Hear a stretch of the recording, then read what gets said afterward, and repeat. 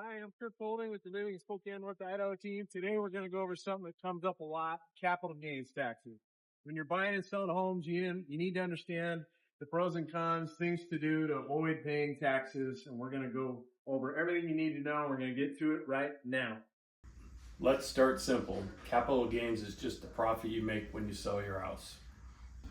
So if you buy your home for $300,000 and sold it for $450,000, your gain would be $150,000. But here's the part people don't realize. There's a huge tax break. If you've lived in your home for 2 of the last 5 years. And you can exclude up to $250,000 if you're filing single. And up to $500,000 if you're married. Which means a lot of people in our area end up paying nothing. We talk to homeowners all the time who assume they're going to owe a huge tax bill. And they're surprised when we tell them that they might not owe anything at all. But this is important. Not everyone qualifies, and this is where people get tripped up. Here's where people accidentally lose money. One of the biggest mistakes we see is when someone moves out of their house and turns it into a rental. And still sell later and not pay any taxes. And sometimes you still can, but timing matters a lot.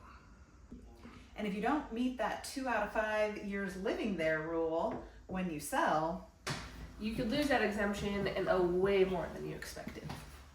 And another one is selling too quickly. if you've only lived in the home a year or so, You may not qualify for the exemption at all. And that's where planning ahead, even a few months, can make all the difference. This one surprises people, not keeping track of upgrades. And if you put money into your home, like a new roof, remodel, or major updates, that could actually reduce your taxable gain. But if you don't have records, you might miss out on that benefit. And then, of course, there's life situations that happen. Divorce, job relocations, moving multiple times. All of those can impact whether you qualify and how much you owe. Here's a great way of thinking about it. 2 people sell homes in the same neighborhood. Same price, similar homes. But one planned ahead, lived there long enough, and tracked their upgrades. and the other didn't. One walks away owing nothing. And the other could owe thousands. The tricky part is this isn't one size fits all.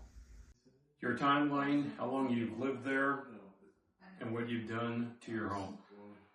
All of that matters. And small decisions can make a big difference. Not when your house is already on the market. And we can walk you through your situation step by step. Help you understand what to expect. And make sure there are no surprises at all.